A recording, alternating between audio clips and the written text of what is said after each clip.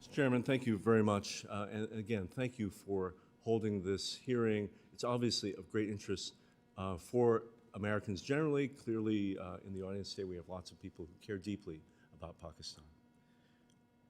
We are at an inflection point in our relationship with Pakistan. As you suggest, Afghanistan has been in conflict for 40 years, and Pakistan has been a country that has been caught up in that conflict.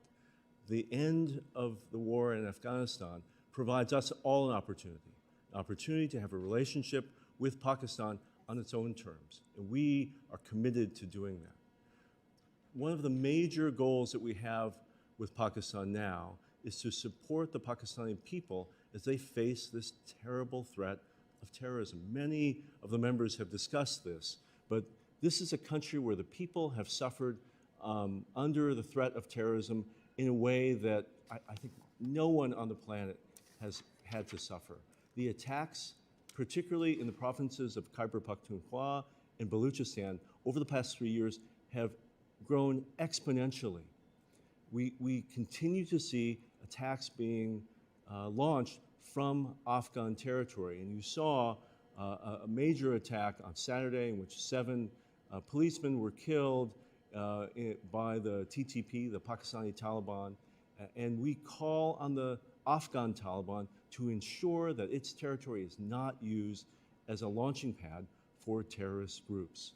Second, we're very focused on economic stability for Pakistan. For Pakistan to deal with its social, terrorism, and political issues, it needs a functioning economy. And we want private sector-led growth there. Growth that benefits the Pakistani people, not growth which fuels profits by lender countries like the PRC. And lastly, we have a long partnership, people to people, with Pakistan. We want to see that grow. We want to see business-to-business relations improve. We want to see the ease of Pakistani Americans to travel to Pakistan and Pakistanis to travel to the United States.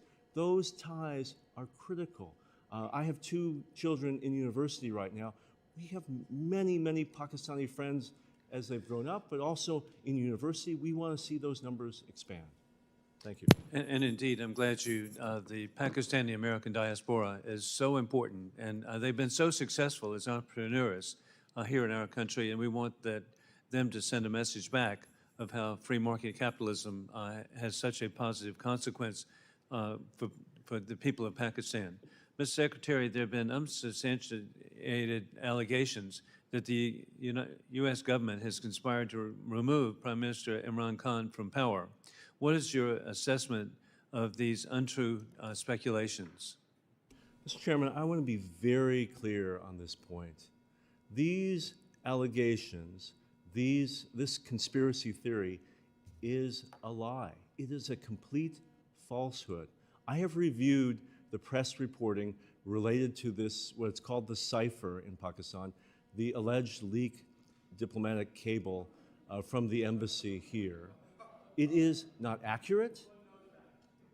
It at no point does it accuse the United States government or me personally of taking steps against Imran Khan.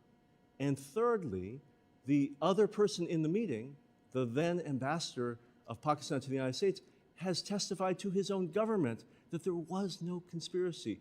We respect the sovereignty of Pakistan. We respect the principle that Pakistani people should be the only ones choosing their own leaders through a democratic process. Mr. Chairman, we are grateful that you are holding this hearing today for us to talk about that process. Thank you. And hey, your response is so good because it's so clear that you're